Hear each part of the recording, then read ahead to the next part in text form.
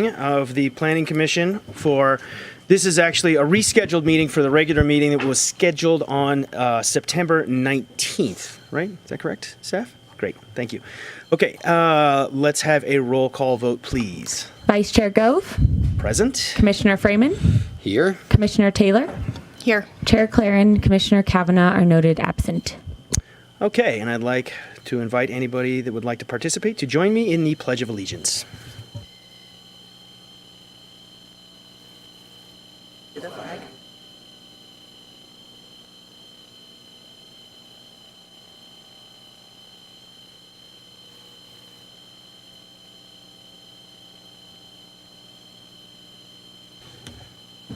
All right, so let's start out as usual with a public comment. I'd like to give everybody an opportunity to comment on anything that is not on the agenda for tonight.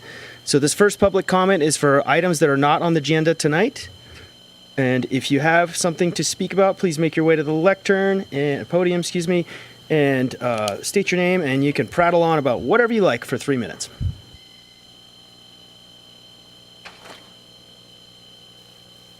Am I on? Jeff Shelito. Good evening. 10-year Tahoe Donner homeowner, 13582 Heidi Way. I want to make a comment about something not on today's agenda that's of some concern. It pertains to the well-traveled intersection of Northwoods and Fjord in Tahoe Donner, which I'm sure some of you are familiar with and may regularly travel in Tahoe Donner. On what used to be a steep hillside, as shown in the photos I passed on to you, a year ago there was a major excavation pit created from extensive earth moving, tree removal, and grading. Property owner apparently, I shouldn't say apparently, the property owner obtained a building permit from the town and Tahoe Donner approval to construct a home or a spec house at the lot at that location. The project was reviewed, approved by the Tahoe Donner staff and Architectural Standards Committee, as well as the Truckee Planning Division. Since this massive pit was dug 12 months ago, there's been zero construction at this location, and the property owner has put the lot up for sale last fall. He's effectively abandoned the site.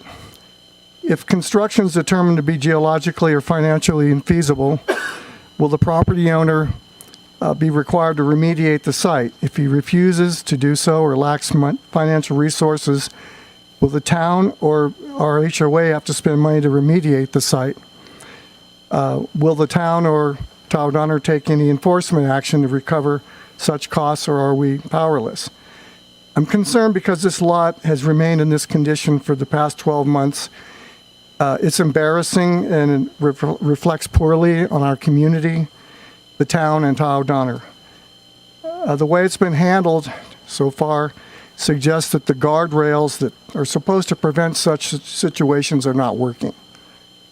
I think there's some nexus with agenda item later this evening, which I'll be addressing.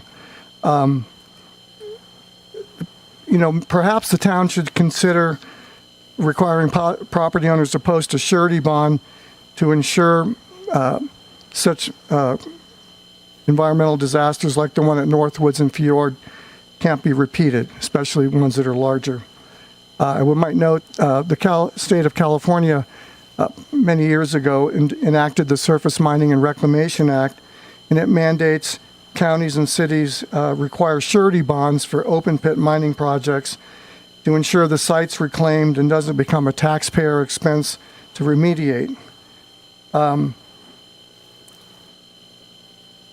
concerned about these kind of projects and would appreciate if some attention could be paid to making sure it's not repeated. Thank you. Thank you very much.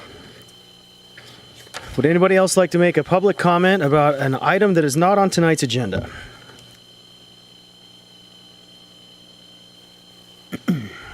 And in the interest of efficiency, if anybody else would like to comment after this gentleman, please go ahead and queue up at the podium. Good evening. My name is Jeff Connors, and I've been a resident of Truckee full and part-time for about 20, 25 years. And I just want to add to the prior speaker's comments about this absolute eyesore on the corner of Northwoods and Fjord. He mentions that they abandoned it about 12 months ago. We're coming into winter. We're going to be in for another at least 6 months. And the fact that something as disastrous as that project can be around for 18 months is just unacceptable. The town needs to improve its understanding of these projects, and the homeowners association needs to be more active. I'm sure, since I live and some of these other people live not too far from this, we have to look at this every single day. Huge tree stumps, huge excavation. It's a pit. It was a big hill before, and I don't see anybody really doing anything about it. So I would ask that you really look into this along with our HOA and do something about it. It's just not right. Thank you. Thank you, Mr. Connors. Would anybody else like to make a public comment about anything that is not on tonight's agenda? Okay, seeing none, I'll close public comment and move into agenda item number 5, which is the approval of minutes for the July 18, 2023 regular meeting, which I was not a participant of.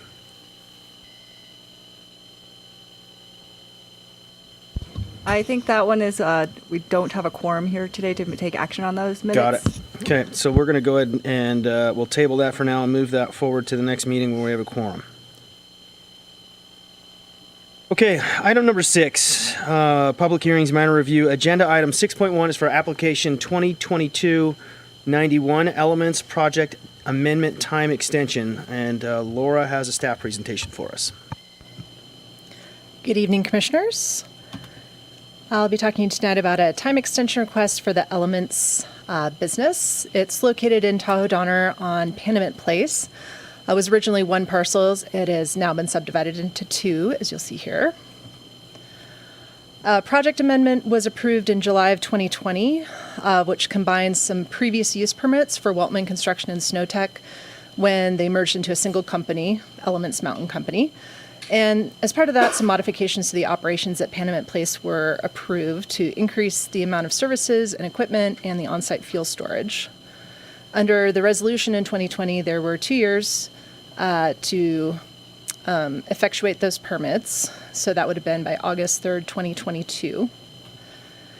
Here's some information from the previous approval. You can see the 2 parcels split, and then the red box is the building that was previously approved, and the yellow is the parking area. Here's some building elevations that you may remember, and the outdoor storage areas that were approved at that time.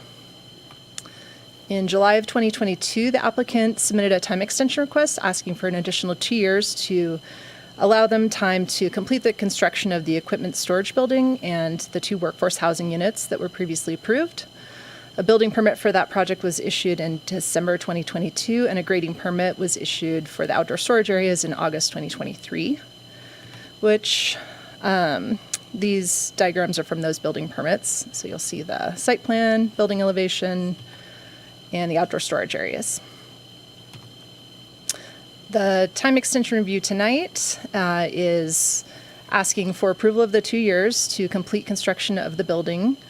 And that time extension is requested by the applicant. There was a letter that was included in the staff report explaining the COVID impacts, construction market and economy, the fluctuations in the material costs, supplies and material delivery delays, and lending difficulties. During the time since the project was approved, they have been working on the grading, paving, and utility infrastructure work on the site, and they're anticipating the grading work to continue over the next year and begin the work on the building foundation. Under the Development Code section on time extensions, the Commission can grant an extension up to 2 years only if it can make the required findings. There's only 2 of those. The first is that the permittee has made a good faith effort to exercise the permit and has exercised due diligence in seeking to establish the permit, and that the land use permit and approved use are in compliance with the Development Code, general plan, and any specific plan or master plan. In compliance with the development code requirements. The applicant's requesting the 2 years and believes that the findings to approve the request can be made. Based on staff's understanding, we think that the applicant has made a good faith effort to effectuate the land use permits by pursuing their building and grading permit issuance and completing site work on the property.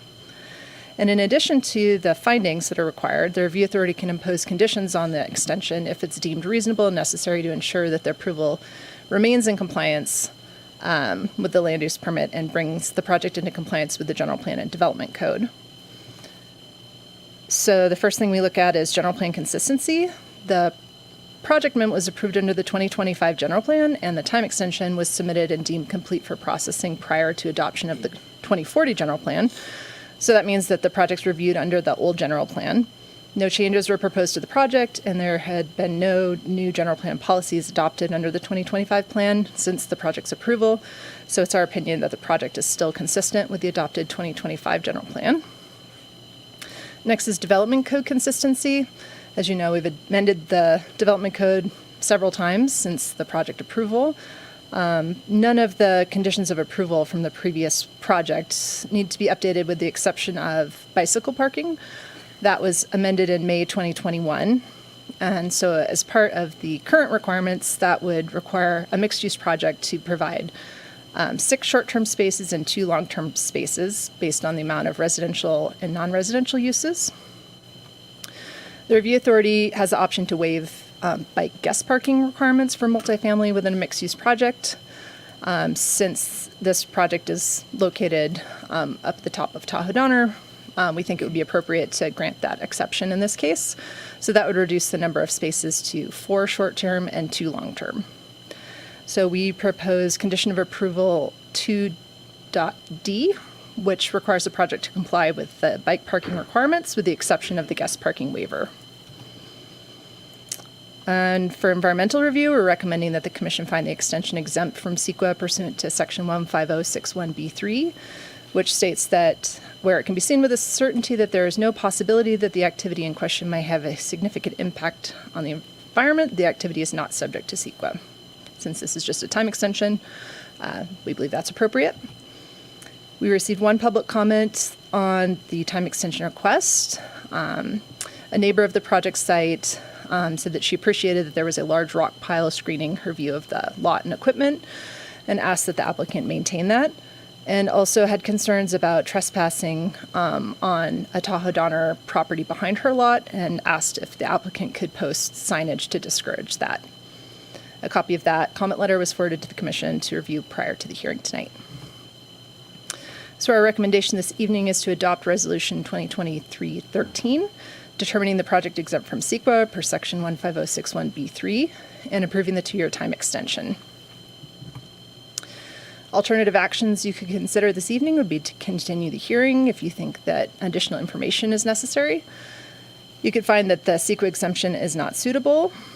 You could approve the time extension subject to adding, modifying, or eliminating any of the conditions of approval, or you could deny the time extension if you find that the required findings can't be made.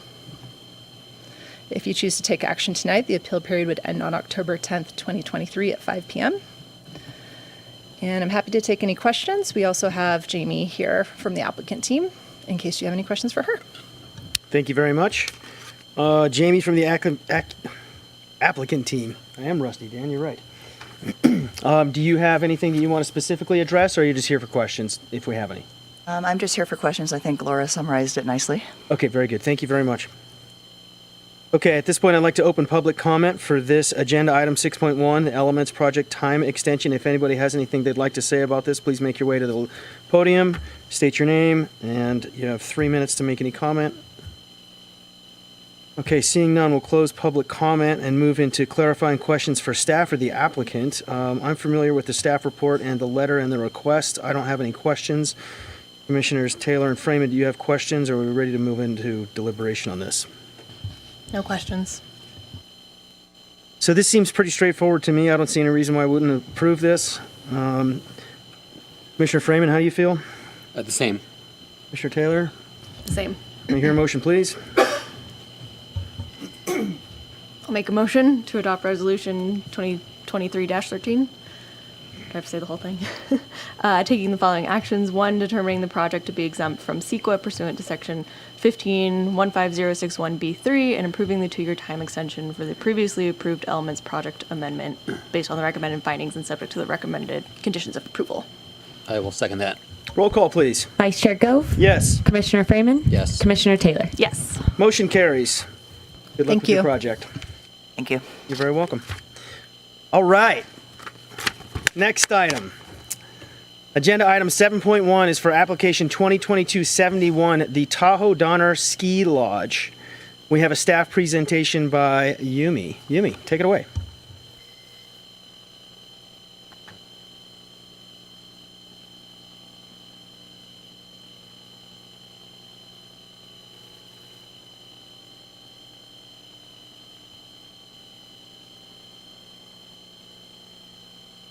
All right, good evening. We're here to talk about the Tahoe Donner Downhill Ski Lodge replacement, and this is an item that was continued from your June 20th Planning Commission meeting. Just to give you a little overview on the site we're talking about tonight, it is the Tahoe Donner Ski Lodge. It's the base of the ski hill where the building is situated. It's located in the 2025 General Plan designation of the Tahoe Donner Plan area, which is and it's zoned recreation, and the project site size is 2.6 acres after the lot line adjustment that they've submitted and is almost as close to going to council is finalized. So to give you a little background on the lodge, the ski hill and lodge were constructed in the 1970s under Nevada County prior to town incorporation. In 1986, a use permit amendment was approved for an expansion of the lodge and addition of a refreshment bar for the lodge. And in 1998, a conditional use permit was proposed for the Tahoe Donner Ski Lodge, an amendment, a conditional use permit was proposed for a summer day camp or summer use. And then in 2011, there was a parking expansion use permit amendment that was also approved. And then in 2015, a use permit amendment was approved to allow for snowmaking to occur at the Tahoe Donner downhill ski area. And then in 2018, there was approval of a ski lift relocation. So there's a long history of having this lodge here with approvals that are associated with the ski lodge for this site.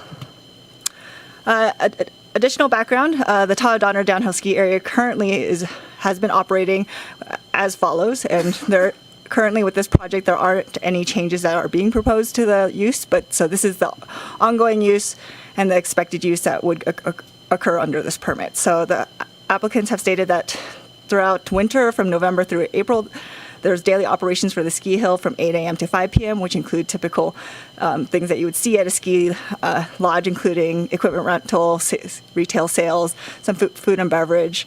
There's also some community ski-related events that happen during the normal operations of the downhill ski resort. And there's 2 annual community ski-related events that occur outside of the operating hours, which include the New Year's Eve celebration, and then the Saturday of the President's Day, they have a glow parade on the snowbird lift. There aren't any other private or community events except for 3 event dinners and ceremonies for ski-related clubs that are wholly indoors and end by 10 p.m. And there are no other restaurant activities that occur outside the normal operating hours. Additionally, as you would expect, there's also ski operations that occur at the site, including chairlifts, conveyor belts, snowmaking, and snow removal. And then there's administrative office work that happens regularly. And then during the summer, from May through October, there's the day camp that was approved during that use permit that was discussed in the slide before, and that operates from 9 a.m. to 4 p.m., with administrative offices also occurring for that site, and then ongoing maintenance of the buildings, the ski hill, and the ski lift equipment. So the project description for the application that is before you today includes demolition of a 2-story, 15,838 square foot lodge, replacing that building with a 3-story, 24,500 square foot lodge for the ski hill. They're not proposing changes to the parking, ski hill, or ski lift, so the operations are not changing to the actual use of the ski hill. And then they're also proposing temporary operations during the season, between the 2 construction seasons, to allow for continued use of the ski hill by its users. This is the elevation renderings of the project. This is the entrance to the building from the west. You can see also from the northeast, the south from the lift site, from the ski hill, you can see that this is the view at the top, and then the southeast side of the building. Just to give you a quick idea of what's in each level, it is a 3-story building that's being proposed today. The ground floor is proposed to be typically mostly staff support and prep kitchen. The second level is for rentals and guest services, along with ski school training and offices.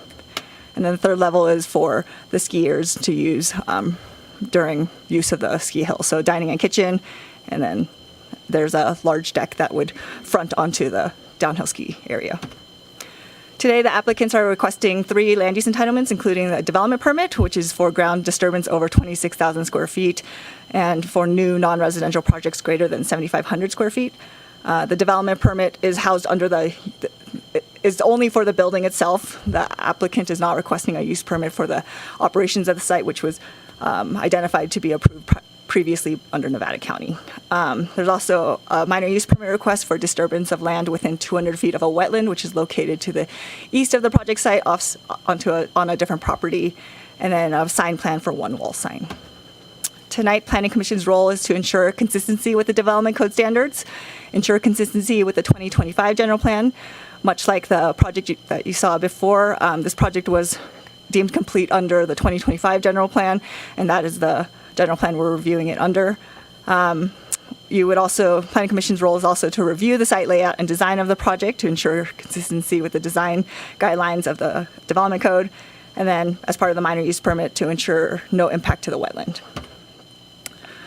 There are a few minor items staff has identified for Commission's consideration tonight. Overall, staff has found that the project is consistent with the development standards for setbacks, height, and site coverage. So these are pretty minor, but they are for your consideration tonight. So the project is proposing to use synthetic material with a faux wood grain. So staff is proposing that we apply condition of approval number 43, not allowing for the faux wood grain, since our design guidelines do require that synthetic materials not mimic natural materials.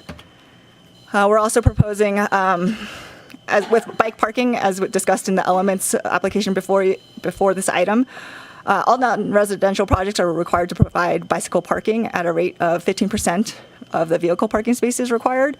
But the review authority, which is Planning Commission tonight, can modify this requirement where it can be demonstrated that a lesser number can adequately serve the use. So with 321 parking spaces for the site, technically 48 bicycle parking spaces are required for this project. Todd Donner is requesting to provide only 3 bicycle parking spaces, which is the minimum required for a project. And the reasoning behind that is because the primary use is during the winter months, and while many Truckee folk may be hardy, maybe not to the top of Todd Donner, regularly during the winter months will they bike. And then the summer camp use is only for children 3 to 8, and they're required to be picked up by their parent. And while there may be some hardy children at 8 who would bike to the site with their parents, maybe it wouldn't be as many as anticipated. So the plan staff is proposing condition of approval number 36, which would only require the 3 bicycle parking spaces. So Planning Commission can determine if that's appropriate, or if a little more should be required, or if the whole 48 bicycle parking spaces should be considered tonight. But tonight, the resolution before you has the 3 bicycle parking spaces, but we can amend that. Additionally, this application is required to comply with our workforce housing requirements. All non-residential projects in Truckee must provide housing for a portion of its workforce, unless it's a very small project. And that's typically based off of how many employees a project generates, and that's also based off of square footage. Unfortunately for the recreation uses within the development code doesn't have a specific calculation, but for this particular project, we thought this could be similar to a commercial use in terms of maybe employee generation. So we use that calculation of 1 employee per 500 square feet of square footage for the building, and we only looked at the increase of the building from the existing building. So that's about an 8,600 square foot increase, and so we looked at how many employees that increase would generate per our workforce housing ordinance. That was determined to be 17 employees, and then we have some calculations within our development code, and that turned out to require 6.61 workforce housing units. So Staff is recommending condition of approval number 35, where the applicant either pays 61% of the in lieu fee as is allowed per our workforce housing ordinance, or meet an alternative equivalent proposal that Tahoe Donner did propose on their own voluntarily to de-restrict an existing market rate home, which they already own, to employees of the Ski Hill first. And if those employees don't want to live in that home, they would then restrict it to employees or provide it to employees of the Tahoe Donner Association at large. And if no employees of Tahoe Donner Association want to live in this unit, then it would be open to low-income households within our community. Typically, our workforce housing ordinance only requires number 1 and number 3, but they're adding a secondary option because they are a pretty large employer in our community. That requirement also restricts them from not allowing short-term rentals on the site. The residents have to be primary residents of the unit. There has to be a 6-month initial lease and an ongoing monitoring by the town. Additionally, as noted before in the minor use permit discussion, there's 2 wetland swales on the east side of the project. The proposed project is slightly closer to the wetland swale than the existing project, but it is still off-site and still many feet away from the wetland swale. There is no disturbance that's anticipated to the wetland swale as part of this project. And it should be noted that the project is located outside of the Alder Creek floodplain and setback, which is to the north of this project site.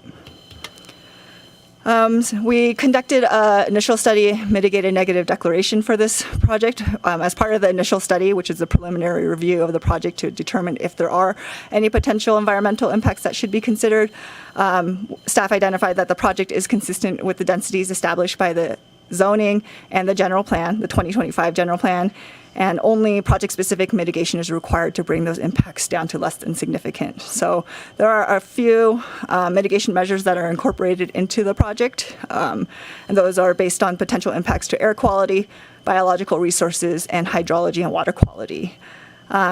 We do also have a mitigation monitoring reporting program, which includes all of these mitigation measures. And as part of this environmental review, it's important to remember that the baseline for the project is the existing building. It's not a greenfield site. We are looking at it from a project site that's already been developed, already been disturbed. And our CEQA requires us to look at what is the increase in impact beyond that existing building baseline. As you know, you've received many comments as part of your June 20th meeting and responses and comments for the environmental document. We continue the meeting in June to take time to take a look at those comments and respond to them as necessary. Staff, along with our consultant who's here today, Dudek, provided responses to comments as part of the final document, which is in your resolution. So just to give you a quick overview on what the mitigation measures are being proposed to you today. These are all incorporated in the mitigation monitoring reporting program, as well as within the conditions of approval, just to ensure that they do get implemented. And all of these mitigation measures are geared towards construction only. So there's a dust control plan to reduce potential dust from construction, criteria air pollutant mitigation measure to reduce air pollution from construction, and then an asbestos mitigation measure to mitigate any potential naturally occurring asbestos in the area, which isn't anticipated, but it is in there just in case. And then there is a requirement to do an active bird nest survey to ensure that there's no active migratory bird nests in the area while construction commences on site, and then a requirement for a dewatering plan which would manage the discharge of pumped shallow groundwater that may cause erosion or transport of sedimentation that could adversely affect receiving waters. And that's a plan that's typically reviewed and permitted by Lahontan, which is the state agency in charge of ground and surface waters.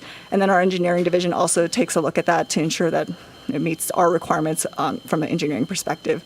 And it should be noted that that mitigation measure was modified slightly as part of the responses to comments since the June 20th meeting for clarity. There wasn't much substantive change, it was just for clarity. We received many public comments on this project. Prior to and at the June 20th meeting, we received over 100 comments on the project since the project began with the town. Since then, we've received around 36 comments for this particular hearing, but it was noted to the Tahoe Donner members that the comments that were provided before would be forwarded along to Planning Commission for consideration. And for the most part, the majority of the comments are opposed to the project for size and cost reasons, impacts to the environment, drainage, concern that this will become an event facility, even though that's not being proposed today. And then parking and traffic. And then there's a small group of support for the project that sees the need to upgrade the building for accessibility reasons and just to modernize it. So tonight, staff's recommendation is to adopt Resolution 2023-10.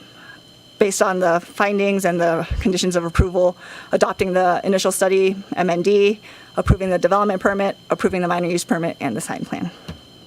Alternatives you can take tonight is to continue this hearing to a date and time certain, and you can request for more information from staff or from the applicant team. You can add or modify the conditions, or you can deny the project on the basis that one or more of the required findings cannot be made, or you can require additional environmental review. And should you take action tonight, the appeal period would end on October 10th at 5 p.m., which is different than what's in your resolution, which will need to be amended since October 9th is actually Columbus Day, or Indigenous Peoples Day. And that's all I have for a presentation. We do have an applicant team here today who also has a presentation. Thank you, Yumi. Does the applicant team have a presentation ready to go? Looks like they do.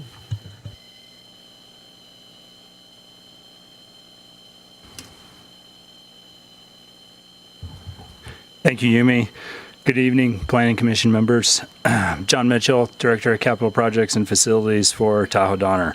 I'm going to provide a little bit more information on the project. We're going to go over some project background, how we got here today, our member outreach campaign, some design objectives, project considerations, and finally some further design detail on the project. Let's start out with why Tahoe Donner needs to replace the ski lodge and the project itself. The project was originally built by DART in 1971 as a sales office for Tahoe Donner. It was later converted into the ski lodge.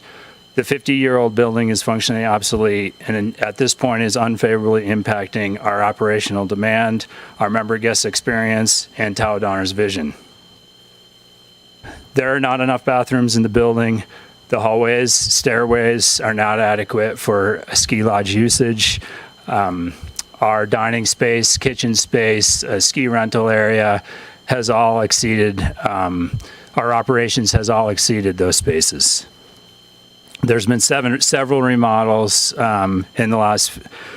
over the last 50 years that have now produced a very inefficient layout and has created a Frankenstein building. The demand on the lodge is much different now than it was in 1971, and we need to right-size the ski lodge to match the other demands of the resort, like the parking and ski hill and lifts. So it's determined we needed a new building. What do the members want and how do we get there has taken a process over several years. Our presentation starts in 2017, but I think this has been going on as early as 2010. The board created a ski hill subcommittee in 2017 to begin looking at the project. We hired a consultant firm at that time to do a master plan study of the entire resort. In 2018, as TDA staff and that subcommittee began communicating about the project and soliciting input.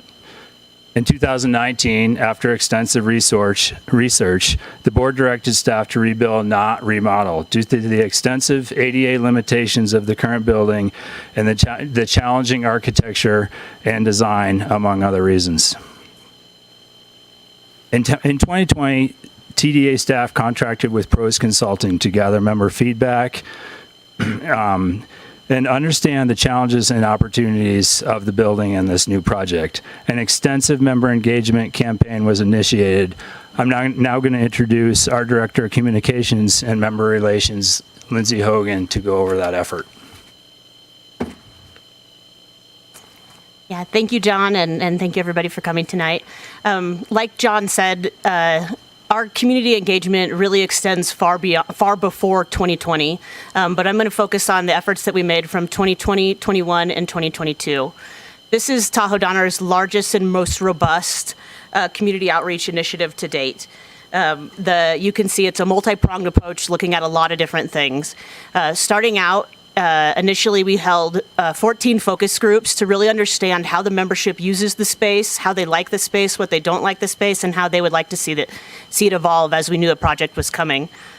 Throughout this, we've invited the membership into the ski lodge with 6 tours, created video tours so people could watch it from other places. We held open houses via in-person and Zoom. Extensive communication through our monthly magazine. At the time, 48 dedicated member emails just on this topic alone. If you go to the next slide, we also created a web hub of information within the Tahoe Donner website that held things from a feedback form that people have been and still continue to give us feedback through, frequently asked questions, a timeline and documents with associated things from all the presentations and emails, and then also current site plans, images of the project, extensive amount of information. Like I said before, we conducted 14 focus groups in 2020. That information that we got from those focus groups, we put those findings into a member survey that we initiated in December of 2020 and wrapped into 2021. We had 2,643 member responses from that survey, weighing in on what they liked, what they didn't like, what they wanted to see, what was appropriate.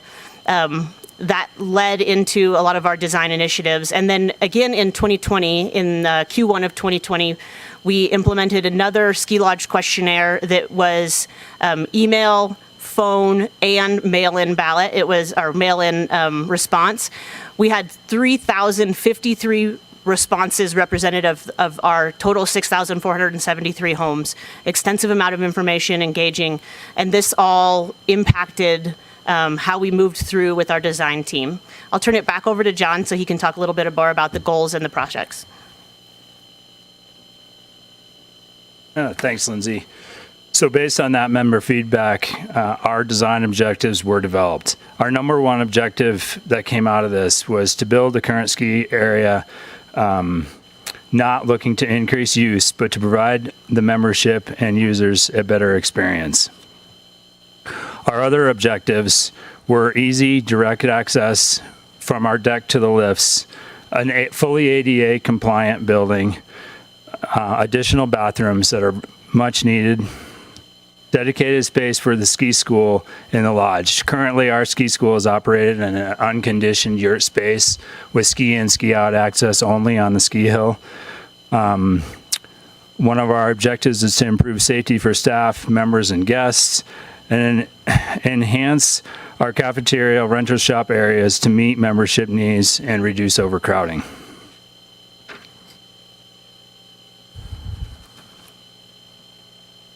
So the evolution of those components and what to build and how to build it in the design also has been going on for several years. Starting in 2020, we incorporated the design objectives, and Ward Young Architects, the local architect in town, did a detailed needs analysis based on historical usage and our existing operational needs. Based on industry standards, Ward Young developed a 35,000 square foot building that would be required to accommodate the current usage. Staff and the board immediately rejected this project. In 2021, staff and the board hired BSA architects to do an expansive ski lodge design based on their experience.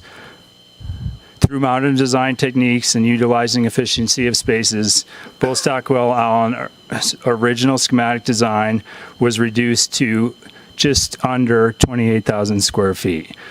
Staff, the board, and membership felt that this size and cost was still too large, and we went back to the drawing board in 2022, and BSA came to us with 5 design scenarios ranging from 15,000 to 27,970 square feet. A final schematic design of 24,490 square feet was selected based on staff input, member feedback, and project cost. That is the project that was submitted to the Planning Commission at 24,490 square feet. Since then, from schematic design to design documents where we sit today, we have further value engineered the building to reduce the building down to just under 24,000 square feet. This change was made from alignment of the foundation walls on the second floor, and no changes were made to the exterior appearance. So no worries on a Planning Commission approval level. An apples to apples comparison of what we have today versus our proposed project is a 15,800 square foot existing lodge that includes the yurt ski school space, and our new building of proposed building of 23,988 square feet.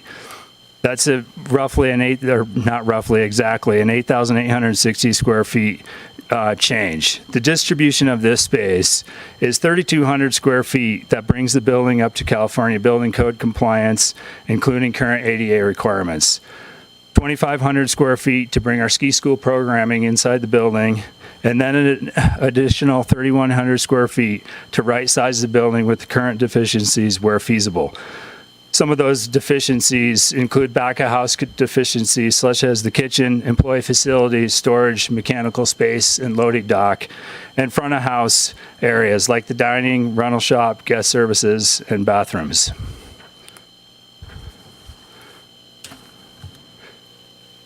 Staff is mindful of themes that have come up, especially concerns and comments due through the environmental planning process.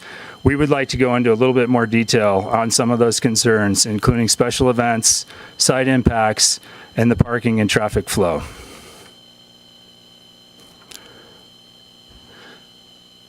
The current use permit does not allow for expanded events, only current operations, which include current ski events and summer day camp usage. As Lindsay reported, we did a detailed member outreach effort. We asked our membership what they wanted way back in 2020. Some of those responses were a potential four-season event space, a mountain bike park, and an adventure center. Tahoe Donner did their due diligence and looked at the feasibility of these operations and what it would look like from a programmatic standpoint. We quickly realized that the current use permit and recreation zoning does not support the four-season use event center idea.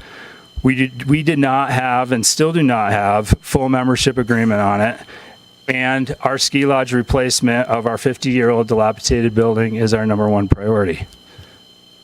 No expanded use or events are proposed or authorized by this project, and the Planning Commission's approval is limited to demolition of the existing lodge, construction of the new lodge to facilitate winter ski and summer day use activities. Furthermore, the design has always revolved around the day use ski lodge. As you see here on this slide, on the left is the third floor layout of the general purpose space, and on the right is the breakdown of those components in that space. We have space for a kitchen, servery, cafeteria, bar area, kids ski school space, public restrooms, and of course circulations and some staff offices. This totals 10,800 square feet. You can see the broken areas, especially when it comes to the designing. The print's a little bit small, but up there in the tan on the upper left, you have the flexible kid space. You have dining area 1, dining area 2, and then dining area 3 on the other side of the bar. You have the kitchen servery space, clearly accommodating a cafeteria style. This design does not cater to an event space and an event space style restaurant.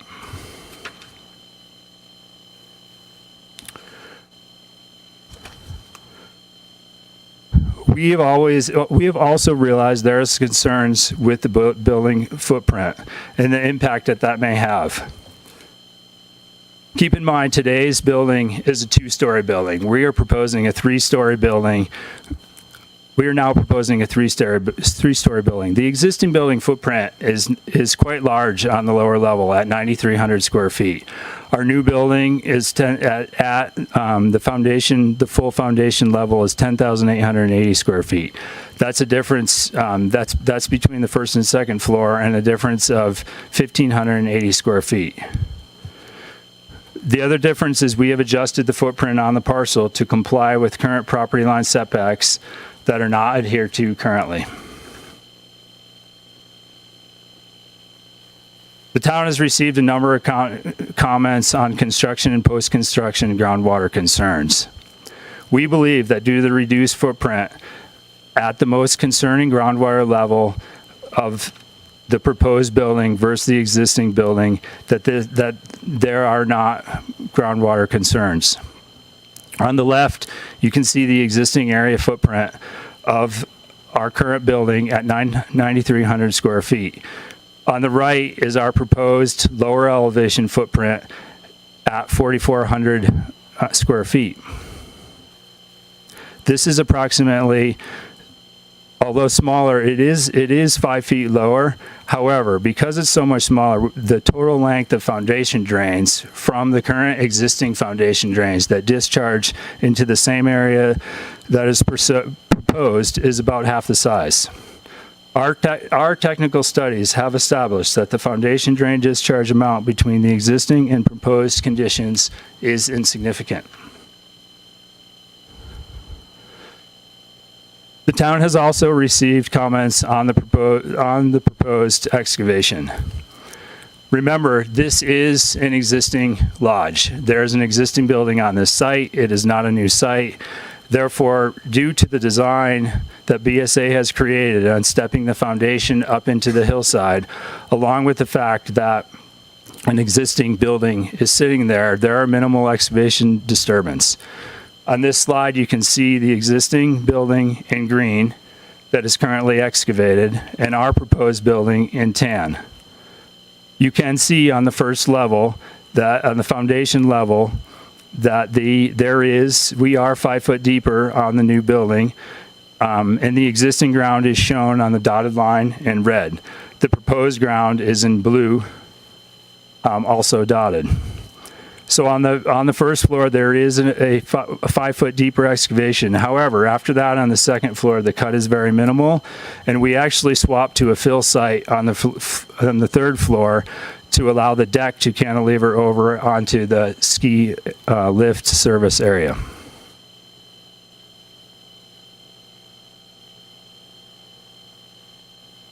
Parking and traffic flow is always a concern with any projects, especially in Tahoe these days. The new building is not designed to increase usage. It's designed to right size the facility with the rest of the resort and better serve existing guests that are currently already in the parking lot. The town hired LSC to do a parking lot study for this project. LSC concluded the new lodge will not increase parking demand beyond current capacity. The project does not seek any expansion to the current parking lots.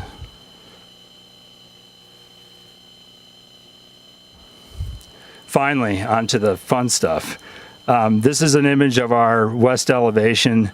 Yumi showed this as well. I will point out that the only change on this between our version and the town's is that concrete retaining wall that was not very aesthetically pleasing in our application has now been reduced to just a very nice aesthetically pleasing handrail. This is the site. This is the west elevation view that will be our new shuttle drop-off, improving circulation and access to the ski hill. It shows how the building was designed to step into the hillside and fit into the site. It also shows how we are taking advantage of the current site and the current excavation on the site. I would like to point out this because it has always also been a concern.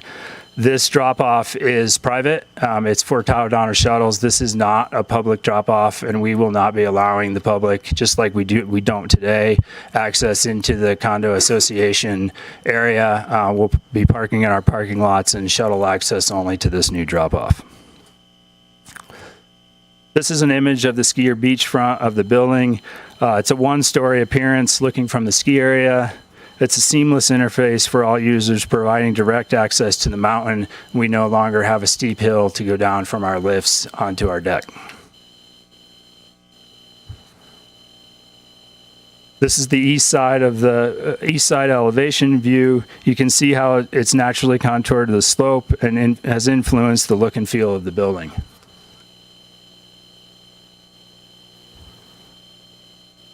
This is a 3D imagery of our proposed deck space. The one redeeming quality of our current lodge is actually the deck space. We are not increasing it that much. It's a modest increase of about 500 square feet, and it will now be level with the lifts. This is 3D imagery of our cafeteria space looking out onto the ski hill. This is our proposed bar area that will second as overcrowding cafeteria seating when needed, as well as bar lounge space with a fire pit there, and opens up onto the deck space. And finally, this is the kids' multi-purpose ski school space, again with direct access to the deck and the lifts.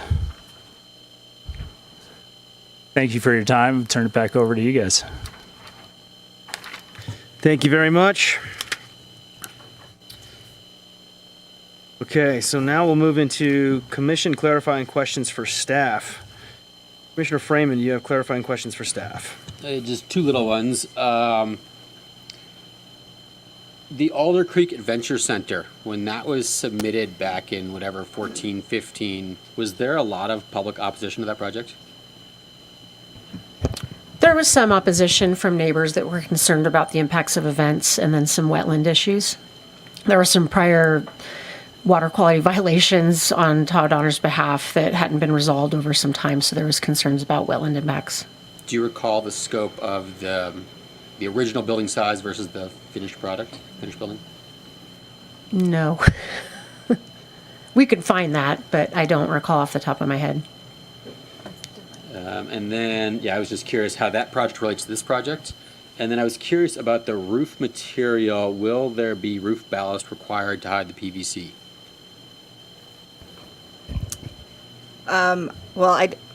We can't. The Planning Commission can require that. It's not required at the moment. Those are my two questions. Thank you, Commissioner Freeman. Commissioner Taylor, clarifying questions for staff. I only have a couple. The first has to do with the workforce housing unit number.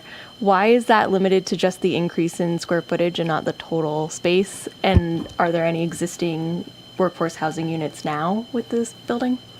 So our workforce housing ordinance is built that way, where we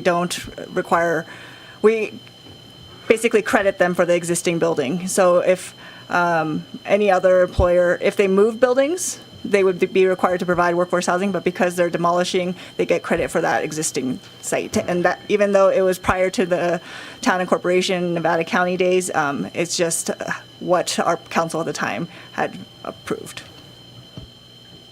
And then my other question has to do, and this may be a question for the applicant, I'm not sure, has to do with the shuttle system and the concerns over parking and traffic, and if that shuttle system could be expanded to provide increased service on weekends or holidays to help ease that concern of residents. I might turn that over to the applicant team on that. I do believe that they have a shuttle service when on busy days for their employees from the lodge restaurant parking area, which is less used during the winter when the golf course isn't in operation. But I can turn it over to the applicants if you wanted to expand on that. Okay, we'll get there in a minute. Yumi, can you please walk me through the in lieu fee again, please?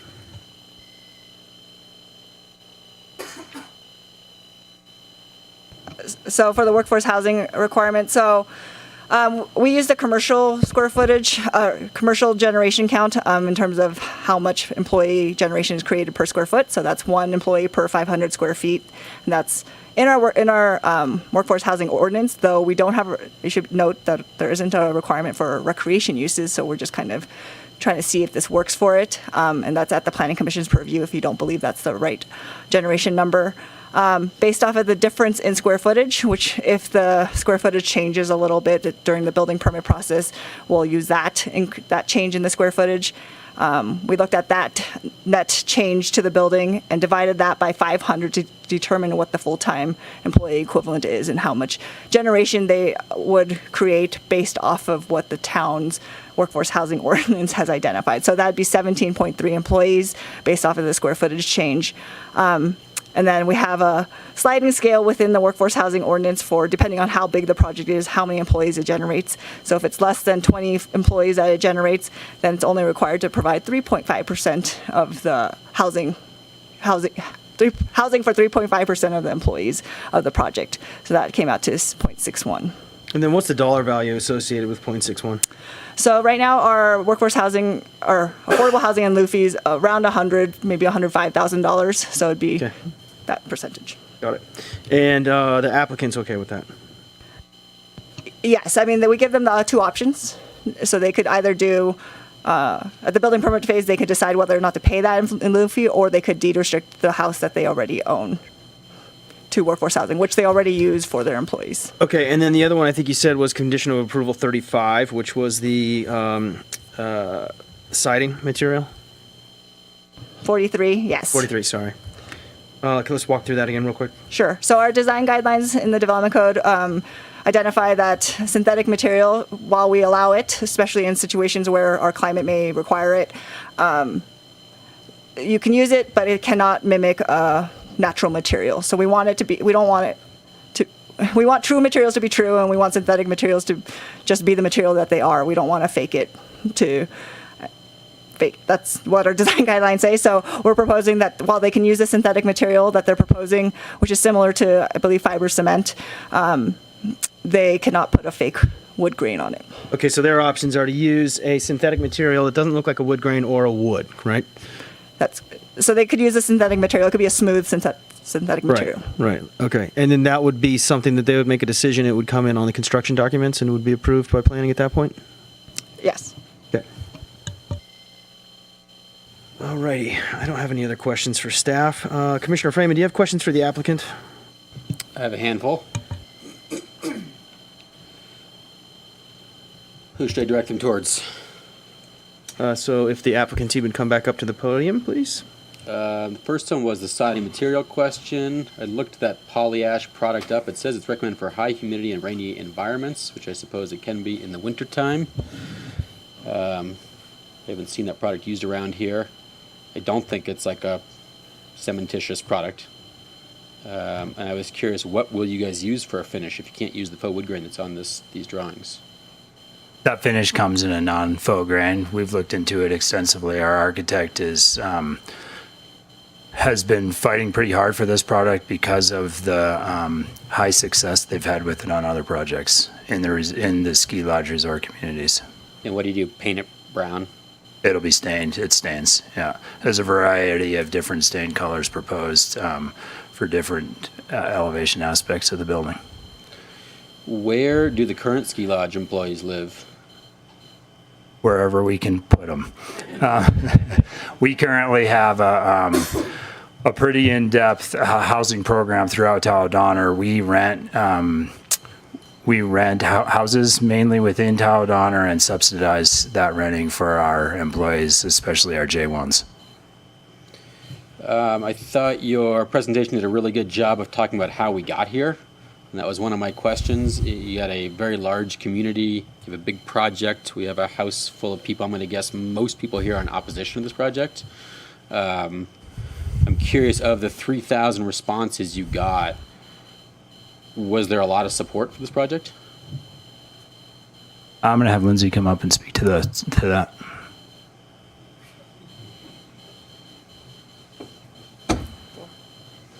Yeah, that specific survey questionnaire, we asked a question of if they were in support of at that time it was 27,000 something square foot with a budget number, and there was among other things, there was three options. You were either in support of it, you were not in support of it, or you deferred to You didn't have enough information, and you deferred to the board of directors for their opinion. And it came about 50-50 split Between. between supportive and not. All right. Okay. All right. You guys will all have a chance. You all have a chance of public comment. Let's keep it down. It was a very close between the different options. There was definitely a large group of people that were in support, and there was definitely a large group of people that were not in support. So is it the board of directors that kind of at some point says we're going to make a decision here? Yes, as the elected governing body of the association. They are elected, right? They are elected. Walk me through this pedestrian path to the parking. Is that a groomed trail? What is that? Kind of goes through the woods? Yeah, it's a wintertime. It's an easement we've had for forever. And it's a wintertime only pedestrian access easement that once we get enough coverage, we groom it and provide access pretty much directly from the ski hill to the parking lot. So everybody rides the shuttle up and uses a lot of folks use that access to slide back down and then cross Snow Peak Way and into the parking lot. Oh, got it. They ski down. Yeah. Shuttle up. How many uses are there annually at the ski lodge? And conversely, how many on the busiest day of the year? The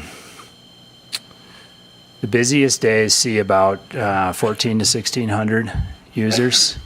And then annually, 45,000. That's a lot of uses. Last question on staffing. I see you got a reduction of employees for tickets and guest services, and you have the same number of custodians with a building that's 50% larger. Can you walk me through that?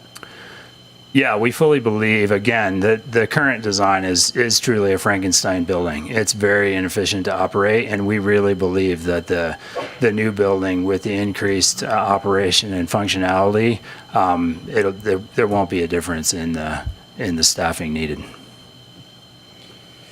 Those are my questions. Thanks. Thank you, Commissioner Freeman. Commissioner Taylor, clarifying questions for the applicant. Yeah, if you could describe the shuttle service system and if you are considering at all expanding that to ease some of the concerns. We'll start with that one. Sure. As staff implied, we do have a shuttle system for our employees. We have them park at our lodge parking lot. It works out well for us because the lodge is a restaurant in the wintertime and night use, and the ski area obviously is day use. So we have the employees park there. That'll be Christmas holidays, our President's Day holidays, some of our spring break periods.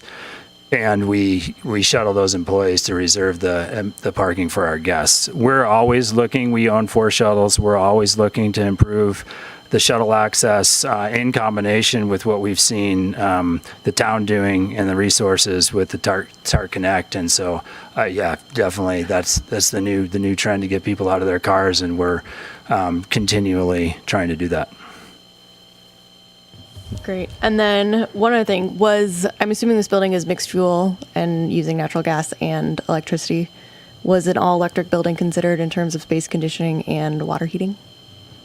It was not. Can you explain why? Unfortunately, our architect is not here, so that's a tough one. But so why did we propose some natural gas and not all electric? We have gone away from hydronics and natural gas heating and our electric heating. We have stayed with, because of efficiencies and the appliances in the kitchen, we have stayed with natural gas for those. Thank you. That's all I have. Dan, you have another question? More. Yeah, go ahead. John, were you around when they did the Alder Creek project? I was not, but we did some research and pulled it up. That building was 4,200 square feet of conditioned space and replaced with a 10,200 square foot building. And since then, we've added 2 storage facility additions onto that project. Do people like that building? That new facility? People love that building. That's what I thought. Thank you, John. Okay, we're going to move into public comment next. Before we get into that, if you could all be so kind, by a show of hands, who anticipates getting up for a public comment?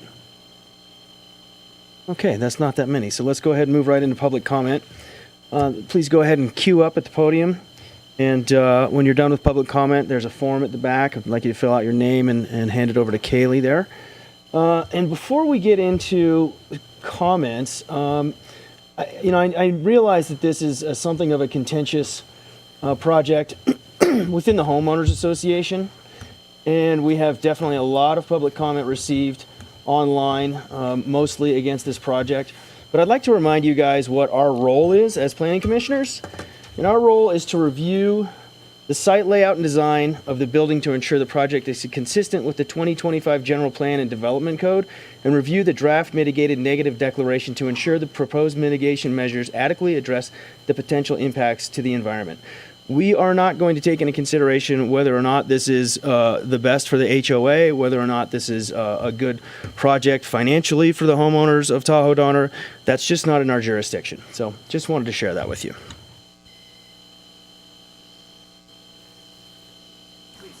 Hi, I'm speaking on behalf What's of the your name, ma'am? Hi, my name is Cheryl Cross. Thank you, Cheryl. I am speaking on behalf of the Tahoe Donner Change Group, which is a group of about 1,000 Tahoe Donner homeowners. They and I object to the granting of a permit for Tahoe Donner's submission for the new ski lodge. We object on the following grounds. The plan as submitted shows a substantial shift forward of the foundation in addition to the building of a third level, which would require extensive excavation of the site to a depth of 13 to 15 feet. No real subsurface coring and mapping has been completed to that depth to determine the extent and volume of groundwater lenses that will need to be disturbed and perforated under the project site, and how much flow will need to be diverted and need to be managed to prevent potential flooding of the building site and adjacent ski bowl condos. Second, no water quality analysis has been done on the site to determine if the proposed water remediation at the site contains contaminants and is safe to remediate using the proposed plan. Third, the size of the lodge and lack of any enforceable conditional use permit to govern either existing or planned operations. Yet staff recommendation is that TD be allowed to construct a substantially bigger replacement structure that has been specifically designed to operate as a four-season event center. If neither the town nor Tahoe Donner can locate the original conditional use permit, then a new one needs to be applied for by Tahoe Donner and issued before a building permit is granted. We believe that the character of the HOA as a residential area would be harmed by granting a permit for what is essentially a commercial facility.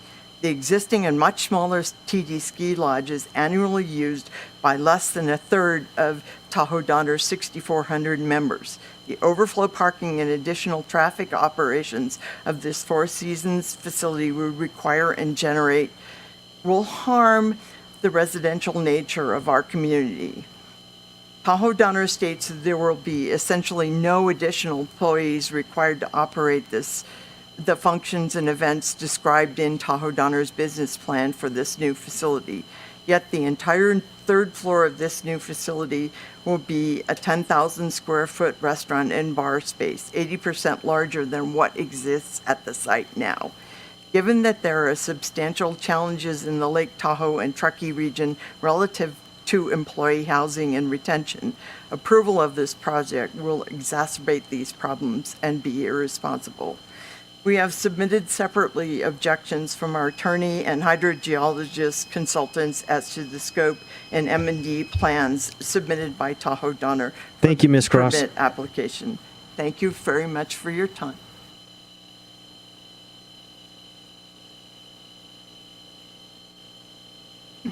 Good evening. My name is Joan Regaleski, and I live at 13950 Copenhagen. I guess just 2 or 3 real quick points. Number one is she had talked about the housing for the staff, and I understand how you take into account the current footage of the building, and you don't count that in terms for the housing for the staff. But realistically, you will have to take that into account. And I know that one of our neighbors does own a business and actually had to buy a house in order to provide housing for their employees at a reasonable rate. Second thing is all of the houses that are built in Tahoe Donner are required to meet very specific requirements in terms of the aesthetics of the building so that it blends in with the surrounding. You look at this, that doesn't even look like a ski lodge. I don't know what it looks like, but it's not a ski lodge. So in terms of the building itself, I just think it doesn't conform with the environment that we are proposing in Tahoe Donner. And the last thing, it isn't a direct thing, but comment was made that the board of directors are elected, and that comment is true, but the board of directors are elected to represent the wishes of the membership, not their own. Thank you. Thank you, Ms. Rigaleski.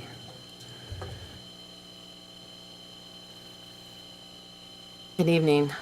Thank you, first of all, to Your the name? Truckee Planning Commission.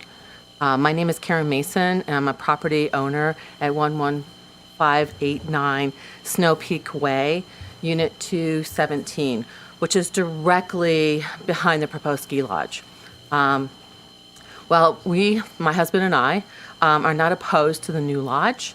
We believe that the initial study mitigated negative declaration report that was really prepared by the developer is insufficient.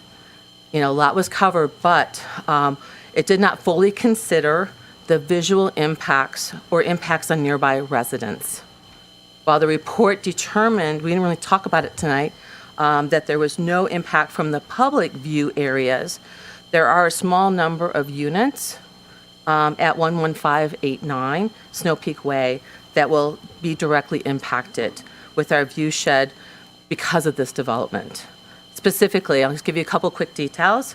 We will lose our current uphill view, which will be replaced by the back of a new lodge, whose roof line has been extended in all directions. And while the renderings did not show it, there's likely mechanicals that are also going to be, apparent on the backside.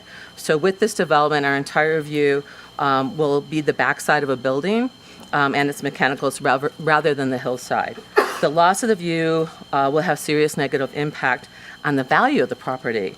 Based on our assessment of real estate sales in the year 2022 and 23, similar units with uphill views sell for approximately $90,000 more. It seems like a lot, but that's the case than those that actually face the parking lot on the other side of the building. So the replacement of a view at the backside of the lodge will reduce the value of our home. We have raised this issue before. Tahoe Donner only responded this morning. Specifically, my husband asked repeatedly about lodge sizing in public meetings. And was told the design was preliminary. So when the May report came out was the first that we really got to know the actual size. And even then, there were really no renderings of the back of the facility. Even today's show didn't show that, but I did find a copy in some of the documents earlier today. So we addressed our concern with the general manager, the then general manager in Tahoe Donner, but we never were heard back from him, and he's no longer in that role. We resubmitted our letter to Tahoe Donner Management in early September. And just this morning, we did hear a response from the interim GM. She did state that there are too few of us, whose view sheds would be impacted by the proposed ski lodge, and therefore there's not significant impacts to the CEQA, the California Environmental Quality Act, and does not really need to be addressed in the actual declaration for mitigation. It's an interpretation. We believe that before the town of Truckee approves, we just ask that you consider, ask the developer to really look into this and provide that as part of the report. Thank you very much. Thank you, Ms. Mason.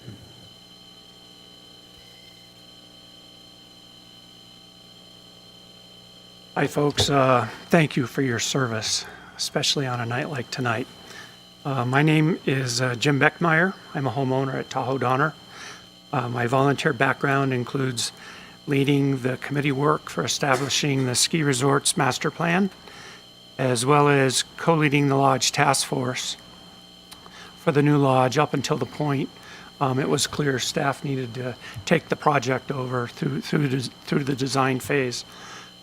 My purpose here is not to justify with you the lodge size, the spend, and any other Tahoe Donner pertinent facts. I'm thinking that I'm hoping that you anticipate that being Tahoe Donner's business. And hopefully you've listened to John very closely and understand what he presented today. My guess is you have enough to deal with outside of that stuff. So that being said, I have 2 quick points for you. Given the sound base of work that's gone into the project, I think it's an easy conclusion that the current lodge is inefficient, it's not safe, and it has to be replaced. The longer it takes to begin the project, the more inflation unfavorably impacts the cost of the overall lodge to Tahoe Donner owners. Original plans had us breaking ground this year. The current delay will certainly impact TD well north of $1 million. I'm hoping that's all it is. My economics background says that's probably not the case. So my message to you here is please help us move forward. If there are questions that come out of this session, we have a great staff. They will answer anything for you. Most or all of the board members are here. Will ensure that you get the answers that you need. Second, from the beginning, I want to reiterate what John was saying. The lodge project, the committee, and the task force's goal was to replace the lodge to historical demand numbers. Never an intent to grow it above the business that we looked at an average of the last 10 years worth of usage. Secondly, to improve operational performance. And I think with the layouts that you've seen and the answers that you've gotten from John, you recognize that operational performance will be improved. I had some other stuff, but John covered that very clearly in his presentation. So main message, please move forward on the project. It's expensive in today's economic environment, and whatever you can do to help us move forward, we'd appreciate it. Thank you very much. Thank you, Mr. Beckmeyer.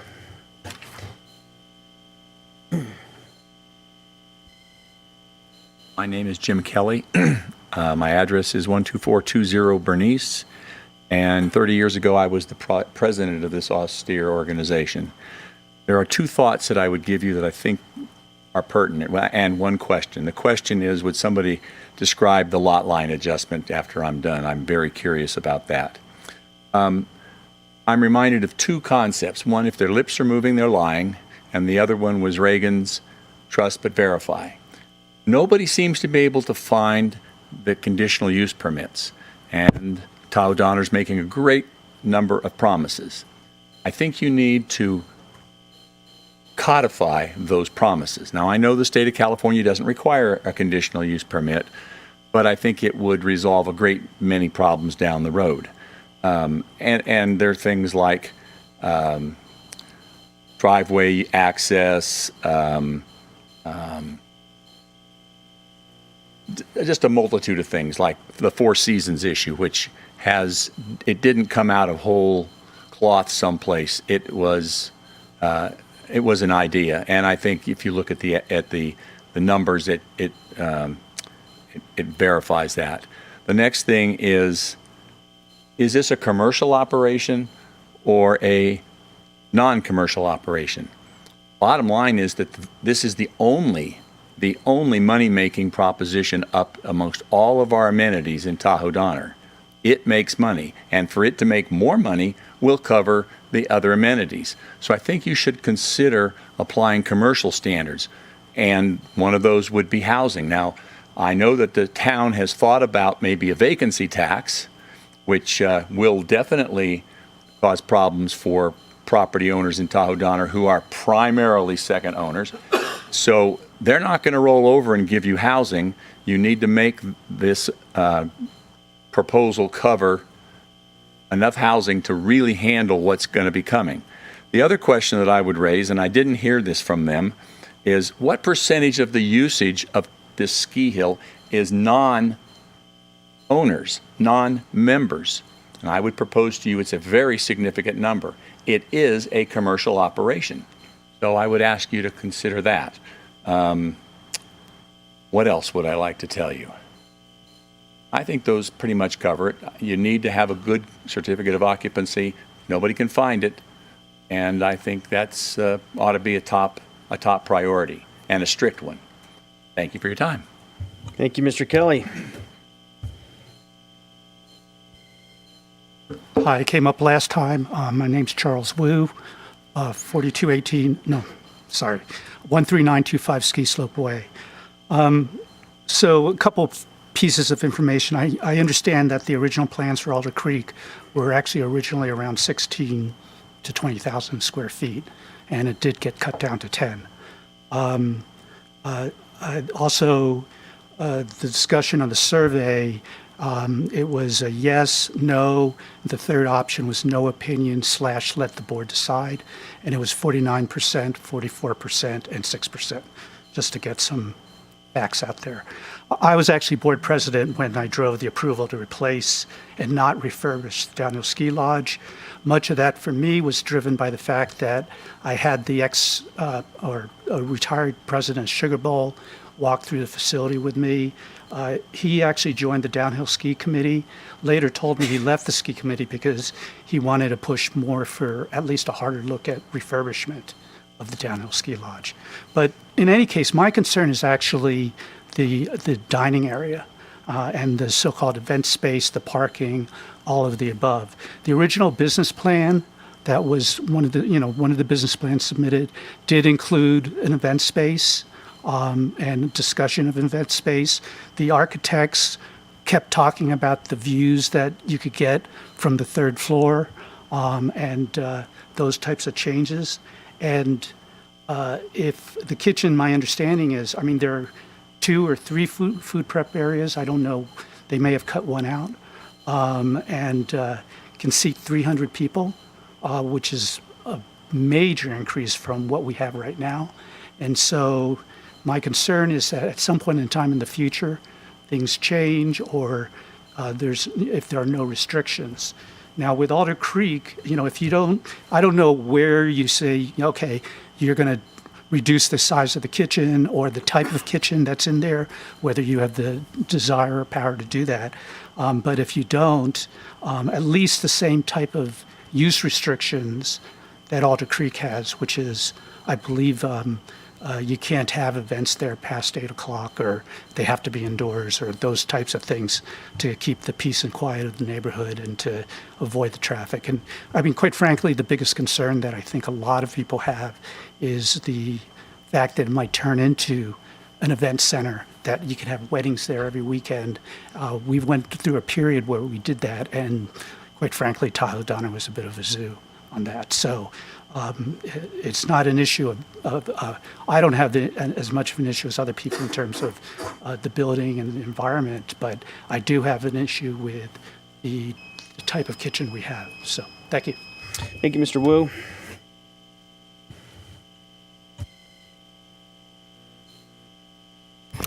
Jeff Shelato again. I served on the, I'm a homeowner up in Tahoe Donner, and I served on the, General Planning Committee that considered and studied a lot of these issues until it was abolished.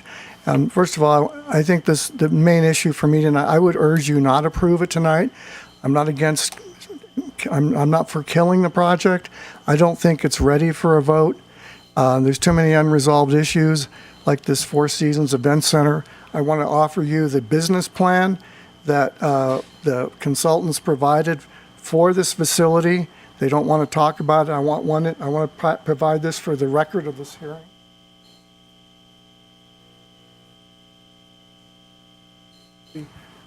Four Season Event Center issue, which is, I think, one of the main reasons many people are concerned. I would urge that you take a look at the most recent legal comments from the counsel that Tahoe Donner Change Group employed, the legal counsel, and also the hydrogeologist from the CDEC Corporation consulting firm.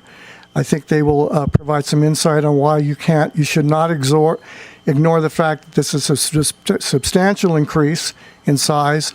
The entire third floor is a 10,000 de facto restaurant. The facility as it exists today has no conditional use permit that's enforceable. It's officially lost.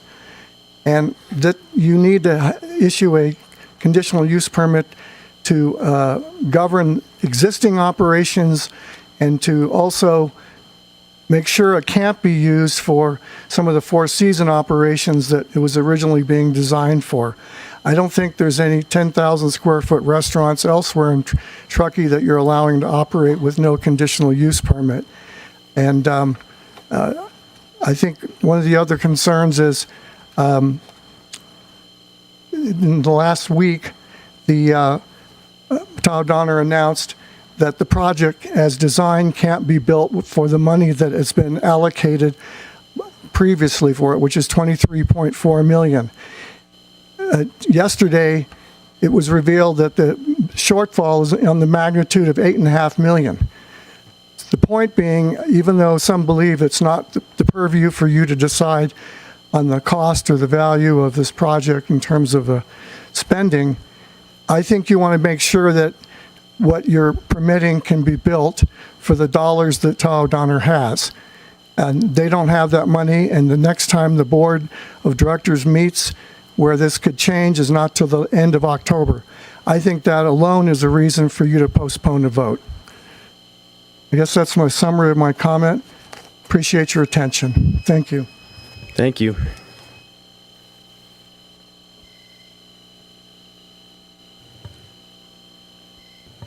My name is George Orbeck. I've had a house in Tahoe Donner since 1981.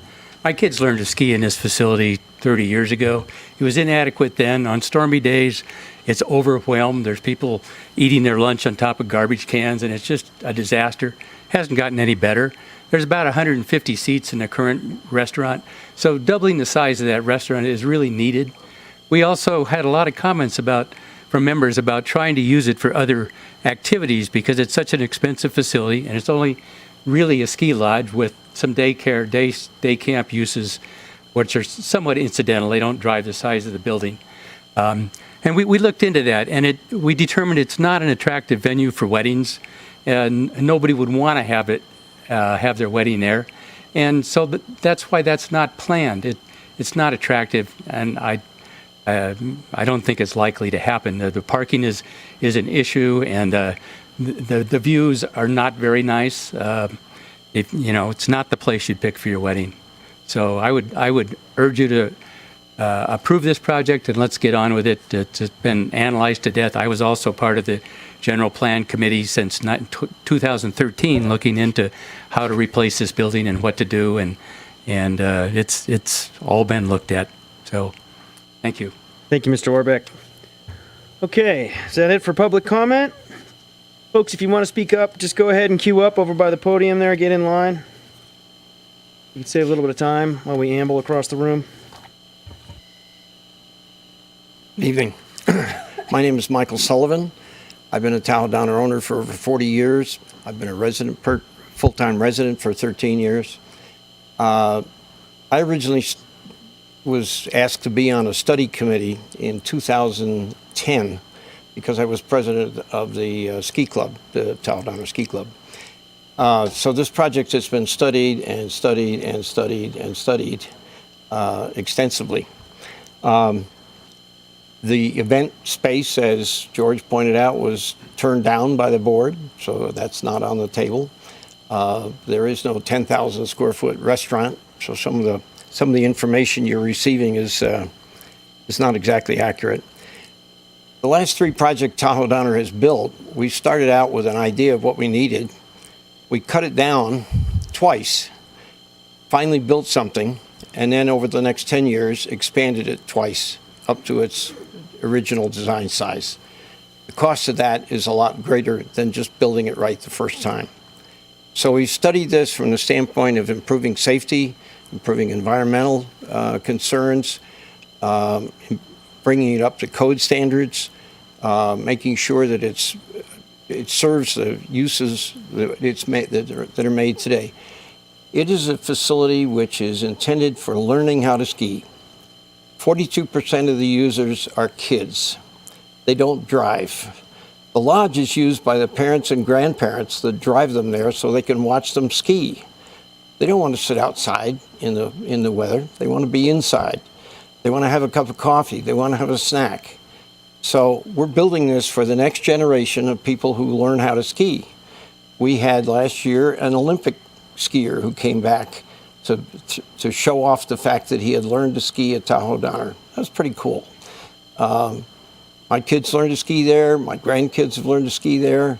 I've learned to relax there after instead of charging the mountains like I used to do years ago.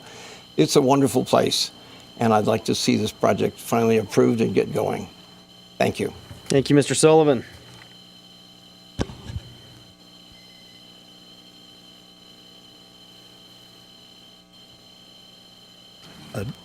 Jeff Connors, and I've been around 20 plus years. I'm a former board president and was involved with the beginning of all this. I was the board treasurer, and I'm one of the 49% who voted against it versus the 43. Let's get those numbers straight. And I've been advocating for a vote on this, and nothing. Won't do it. Why won't they give members a vote? I'm also concerned with the cost and the size. It's very controversial. You talked about the equestrian center. When that was originally approved, it had a second floor. We ran out of money, had to cut back. This is $8.5 million over their expected budget. And I know that's not your purview, but I'm really concerned about it's 8.5 today, and next year, the year after that, big issues. And that's why the members are up in arms. It's not that we don't want to improve it, right? But it's too darn big. And, you know, as my daddy used to say, actions speak louder than words. What you say and what you do are two different things. And what we hear in Tahoe-Donna is very different things. You know, why even talk about a whole event center when it's not even on the agenda or hasn't been discussed, et cetera, et cetera? From your perspective, only 3 of you are here. And I'm kind of dismayed because you're missing 40%. And to us, that's very important. And just for that reason alone, this vote should be delayed. In addition, I taught skiing at Tahoe-Donna. The yurt works perfectly fine. It's this idea that we have to be Lahontan. And most people come to Tahoe-Donna, ski there for a year or 2, and then go to Squaw, North Star, et cetera. They do not stay there unless you're old like me and you just want a little bit of easy skiing. I'm concerned about the traffic and the congestion. You saw a picture of all the lines. Today, there is not enough parking. There is more congestion, and I live close to it. And when you go there, there's parking all over the place, which is why people are being told to park in the lodge, right, and take a shuttle. It's a problem, and it's being ignored. In addition, there are several environmental issues. The groundwater remediation due to massive evacuation. Are we not really addressing that? This is special? Also, there's a need for the conditional use permit. Why be in a hurry when winter's coming and you can't do anything and not have a conditional use permit? It doesn't make any logic sense. There's a need for the reasonable quantification of the groundwater, which hasn't existed. So in summary, there's no definitions here. It's just vagaries, and that's what this new association management has really relied on. No quantification. Thank you. Thank you, Mr. Connors. All right. You're welcome. Do I see any more public comment? Anyone? Going once, going twice. Okay.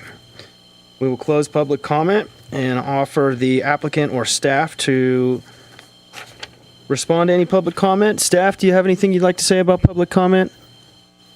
Nope. Applicant? Nope. Okie doke. All right, so we've been at it for a little over an hour and a half, hour and 45 minutes here. Yes. Well, come on up. Okay. Greetings, Wally Auerbach with Auerbach Engineering. I'm the civil engineer on the project. I'm going to share some of my own thoughts and some of those of Jake Hudson from NV5, who's a geotechnical engineer. A lot of discussion has been had about the groundwater. Wanted to point out that groundwater was found in some of the borings on the site and not in others and at various depths. This is an example of a perched groundwater situation, a discontinuous groundwater situation. There's no swimming pool lying beneath this site that is suddenly going to open up the floodgates and flood everyone out when we excavate it. Your water is always moving through the soil column. That's the groundwater that was found in these holes. So to suggest that it's inappropriate to characterize groundwater as some sort of significant issue that's going to vary the design of the project in some material way. The geotechnical engineer has concluded that groundwater volumes that are captured by the foundation drains is roughly 1 to 3 gallons per hour. That is no crisis. That is typical in many building designs in the region. The other question was about water quality of the groundwater. Once again, the geotechnical engineer, NV5, concludes that there's absolutely no reason to believe that there's contaminated groundwater in the area. There's no evidence of any fuel tanks or any other suspicions of groundwater contamination. Water quality in the Sierras is generally very high as a result of the granitic soils that it runs through. However, during dewatering operations and as part of the preparation of that plan, water quality is always tested. That's to determine how it has to be treated before it's ultimately disposed of. There was also a question about the lot line adjustment. I'm cognizant here we only have 5 minutes, so I'm running through it pretty quick. The lot line adjustment was necessary to comply with town code regarding building coverage. And so a piece of land is being swapped from the Ski Hill parcel, which is very large, and moved to the Lodge parcel, which was not large enough to accommodate that size of the building. Simple issue. If we had an exhibit, it would make it very clear, but I don't have one unless maybe Yumi does. Okay, she's shaking her head. That's all I have to say on that. There might be some other input on some other topics. Thank you, Mr. Auerbach. Thank you. John, yeah. Good evening, Commissioners. Neera Doherty. I'm the General Counsel for Tahoe Donner. I wanted to address some comments that were raised regarding the use permit and the town's determination not to require a use permit here. As your planning staff, Yumi Dunn, mentioned at the outset, TDA is required, and we are here tonight regarding the issuance of a development permit. Town code requires a development permit as opposed to a use permit here. The development permit operates almost identically to a use permit in that tonight the commission is here to condition the project on certain things being met before the development can actually happen. One of the things that has to be met before the development can happen is approval of the dewatering plan by both the town and Lahontan, the state. Approval of that plan has to occur before we pull a grading permit.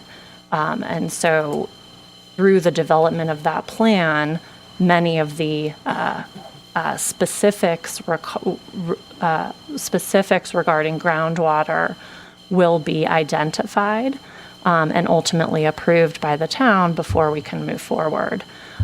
Contrary to some public comments that have been received by the town, the future development and approval of the dewatering plan is indeed consistent with the California Environmental Quality Act. The act was amended in 2018 to specifically allow deferred mitigation where the deferred mitigation is necessary to meet, to identify the scope and specific performance measures that would be developed through a future mitigation or plan, and where those mitigation measures are assured to be enforced here, as I mentioned, that would be the approval of the plan prior to grading.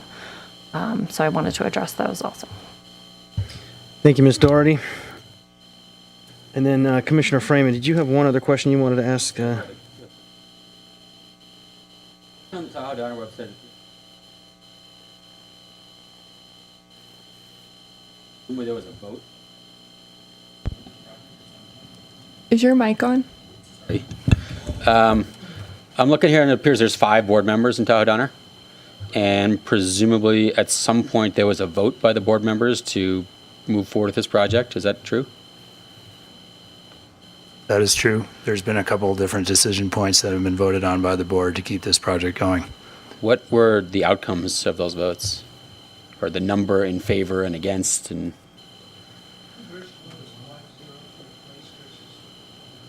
The first one to replace versus remodel, but Charles said was 5-0. The second one to move forward with the project, I believe, was 4-1. Okay. Anything else, Commissioner Freeman? And this actually might be a question for Mr. Auerbach here, but I'm curious, what is the current water mitigation systems on the building, their BMP systems in place? And do you think the proposed systems are actually going to be superior to what they have now? To my knowledge, there are no water quality systems on the existing structure at all.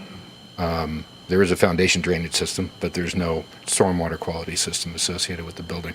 And absolutely, compliance with state of California requirements, EPA requirements, and the Truckee Town Code are going to vastly improve stormwater quality leaving the site. It's inside the building. I'm an outside the building guy. That's it. Okay. All right. So it is 7:49. We'll take a 5-minute recess and return for deliberation at 7:54.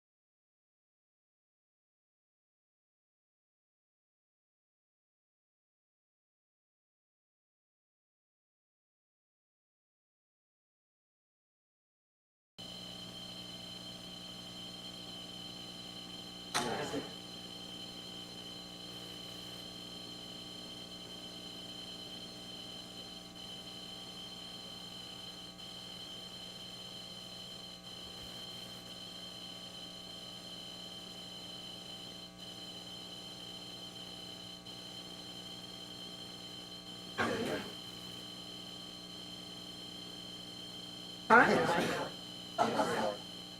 I don't want to hear about it anyway.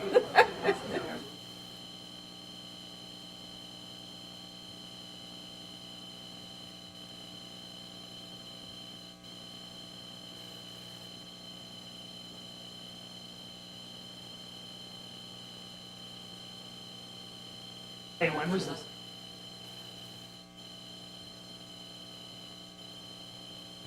So December 14 was the first vote, or 14 to.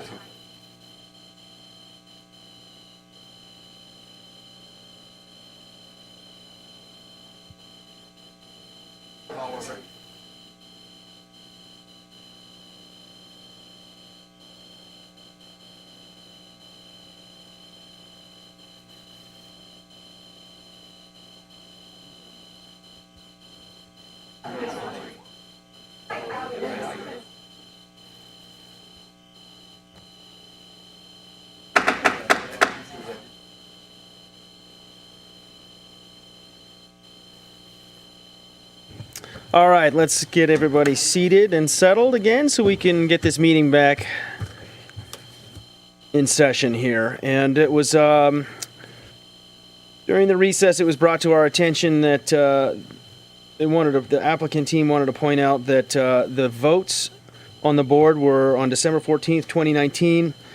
The board voted 4-1 against renovation, and on May 28th, 2021, they voted 4-1 for new construction. So they wanted to have that added to the record, even though it is not really part of our review process. So, okay, so moving on.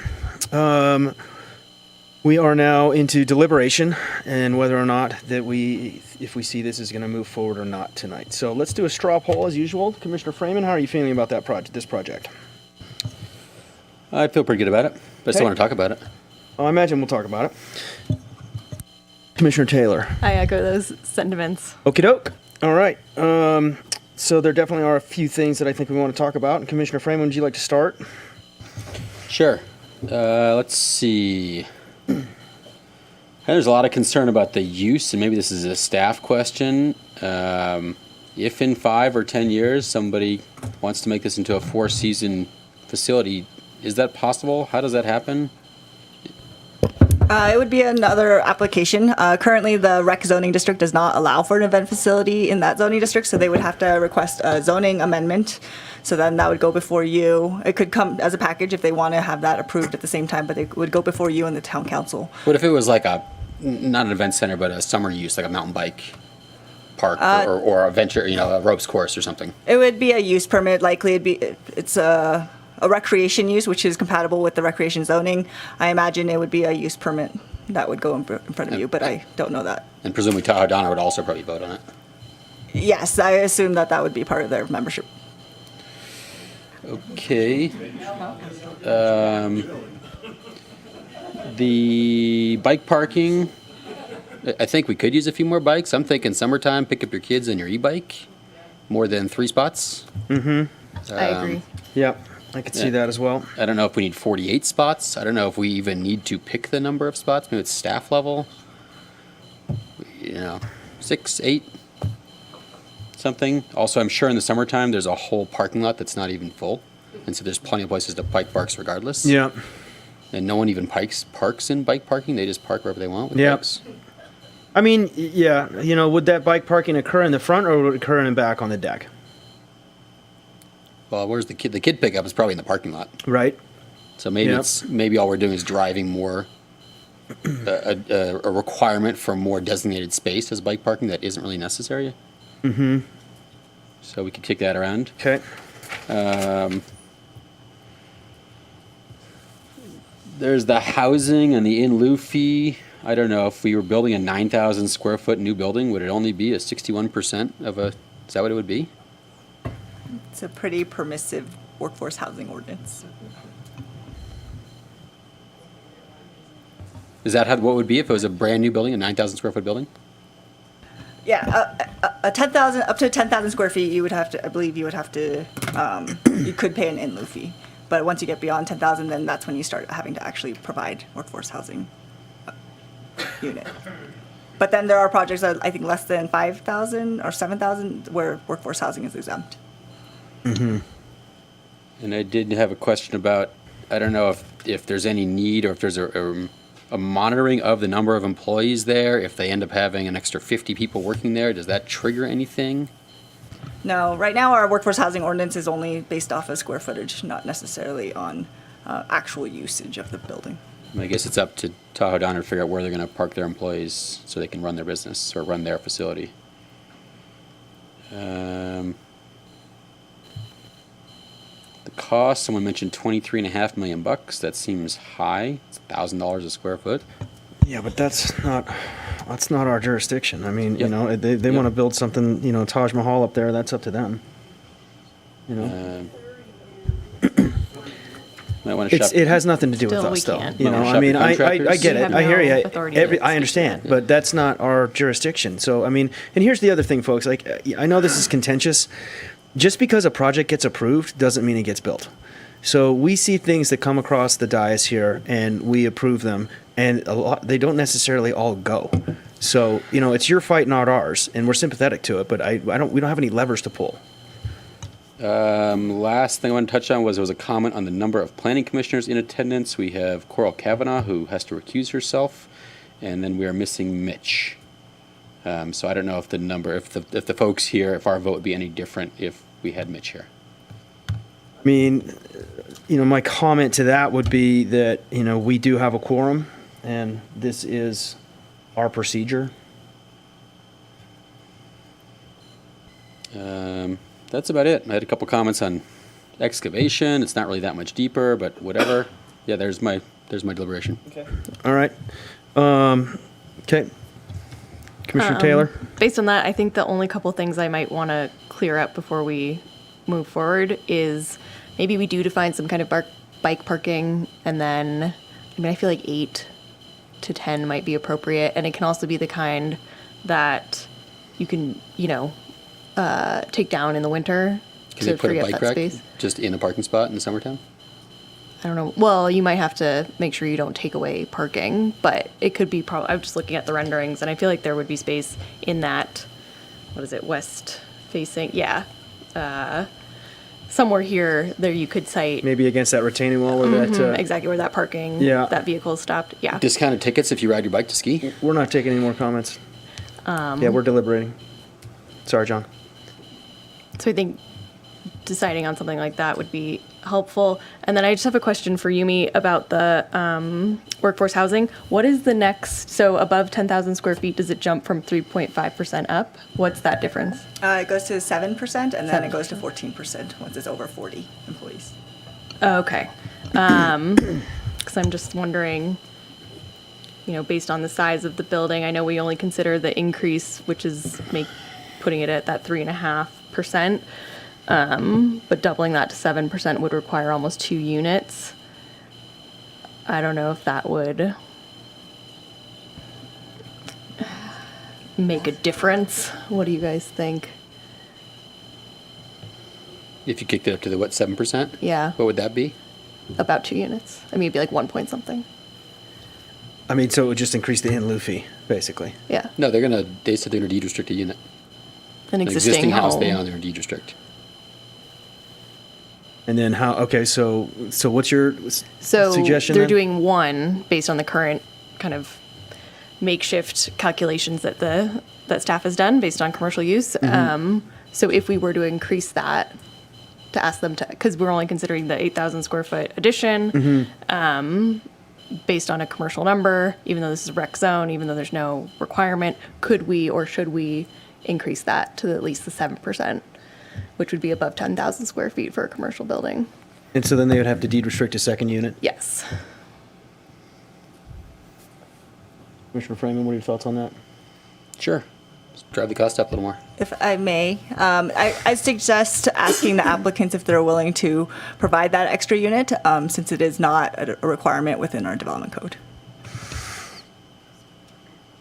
And bike parking. I think we have applicant counsel coming up to the podium. Ms. Doherty? Hi. Thanks for turning it to us, Ms. Dawn. So the commercial linkage fee, which is, or the fee that we're talking about right now is akin to a commercial linkage fee. The commercial linkage fee is not adopted under the Mitigation Fee Act, but it is subject to the Mitigation Fee Act. Under the Mitigation Fee Act, which is state law, local agencies cannot increase or assess the fee on existing square footage, where there is a square footage calculation is the basis for the fee. The other thing that the Mitigation Fee Act says is that where a fee for a commercial linkage is established, it has to be established by what we call a nexus study. And the town has conducted a nexus study in order to establish what the appropriate commercial linkage fee is. So, I'll defer to town staff on this, but under state law, the TDA would need to actually propose this revision as opposed to having it mandated as a condition of approval. Thank you. It doesn't sound like the applicant is amenable. It does not. Okay. We could ask them to I put bet in- we could get some bike parking. We could out ask of them to put them. in 48 bike parking spots. Yeah. I don't know if that equates. It's probably worth a unit. I don't think that the bike. I hear you on the summertime bike parking and e-bikes. I don't think this is predominantly a winter use. Obviously, there's not going to be any bike parking in the winter. Maybe there's a few intrepid souls out there that won't put some studs on a fat bike or something like that. I do agree that more than 3 is unreasonably low. I don't know how we come up with a specific number. Just call it a dozen. I'm fine with that. Seems like a lot. Seems like a lot. I mean, again, have you ever taken your kids to camp in Tahoe Down there in summertime? I have not. It's a lot of parking. There's a lot of open asphalt out there. There's not like 1,400 people there at once. all Yeah, but using there's not parking lot. bike racks. And No, that's true. I don't think a dozen bike racks, and it can be something. Don't you have a kickstand? It could. Have you What seen if the you kind of wanna lock bikes your I bike ride? As an option, you could also ask Tahoe Donner what they would suggest and like to do, since you've given them a range. Mr. Mitchell. What I was going to say earlier is that our parents actually don't pick up at the lodge. They pick up at the parking lot, so they will be at the parking lot with their bikes, picking up the kids. That's just how our day camps work. So where are you proposing the 3 bike parking spots now? Up at the ski hill, I believe, and on that top, you had right there on that at that circle drop off. There's room. I think next to the ADA spot, there's room for the 3 bike spots. And I'm sorry, going back to the employee, how many employees are going to be there in the summertime? 107. Employees. Employees in the summertime is limited to just the day camp staff. It's sorry. and admin and maintenance. It's half dozen tops.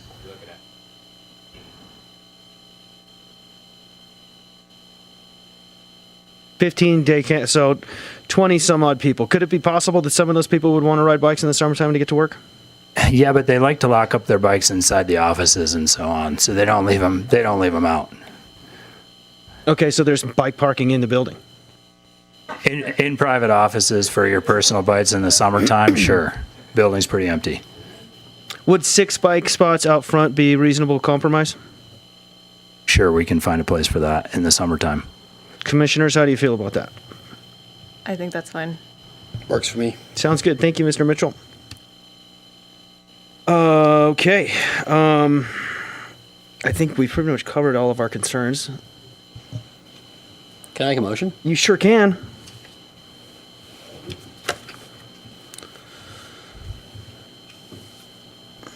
I'll make a motion to adopt Resolution 2023-10, taking the following actions based on the recommended findings and subject to the recommended conditions of approval. 1, adopt an initial study, mitigated neck deck, State Clearinghouse number 2023-050519. Number 2, approve the development permit. Number 3, approve the minor use permit. And number 4, approve the sign plan. I'll second that. Roll call vote, please. Chair Gove, Yes. Commissioner Freeman? Yes. Commissioner Taylor? Yes. Motion passes. Thank you very much for coming all tonight. We appreciate it. I know that this is contentious, but please know that we did listen to everything and read all the public comment, and understand that you may still have some internal dialogue, and wish you luck.